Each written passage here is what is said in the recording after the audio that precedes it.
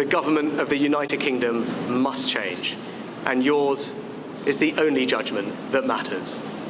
I have heard your anger, your disappointment, and I take responsibility for this loss. To all the Conservative candidates and campaigners who worked tirelessly but without success, I am sorry that we could not deliver what your efforts deserved.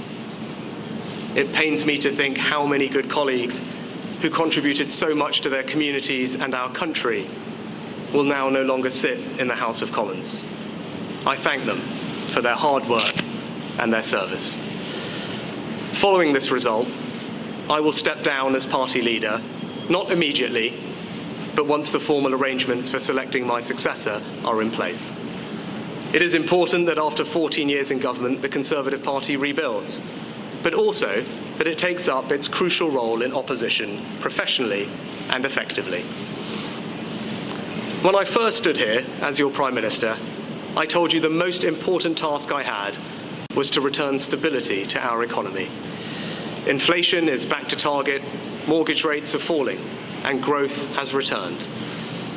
We have enhanced our standing in the world, rebuilding relations with allies, leading global efforts to support Ukraine, and becoming the home of a new generation of transformative technologies.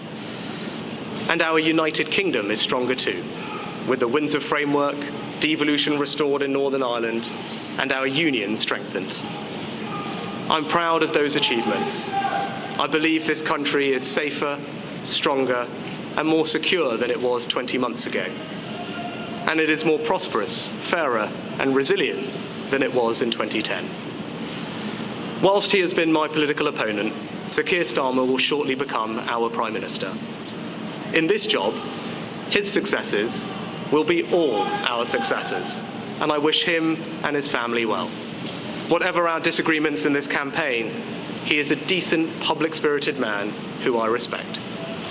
He and his family deserve the very best of our understanding as they make the huge transition to their new lives behind this door, and as he grapples with this most demanding of jobs in an increasingly unstable world. I'd like to thank my colleagues, my cabinet, the civil service, especially here in Downing Street, the team at Chequers, my staff, CCHQ, but most of all, I'd like to express my gratitude to my wife Akshata and our beautiful daughters. I can never thank them enough for the sacrifices they have made so that I might serve our country. One of the most remarkable things about Britain is just how unremarkable it is that 2 generations after my grandparents came here with little, I could become Prime Minister, and that I could watch my 2 young daughters light Diwali candles on the steps in Downing Street. We must hold true to that idea of who we are, that vision of kindness, decency, and tolerance that has always been the British way. This is a difficult day, at the end of a number of difficult days.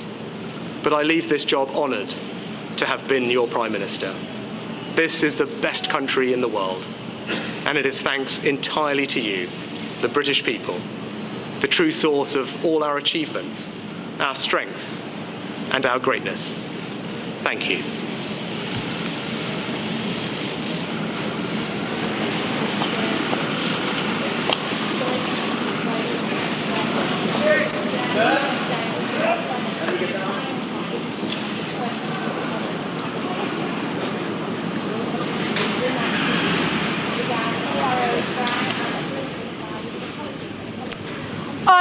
Viewers, outgoing Prime Minister of the United Kingdom, Rishi Sunak, giving his farewell speech after conceding defeat to the Labour Party in the elections of the United Kingdom. The outgoing Prime Minister, Rishi Sunak, will meet King Charles and tender his resignation after this landslide victory of the Labour Party, the Conservative Party going out from the UK Parliament after 14 years.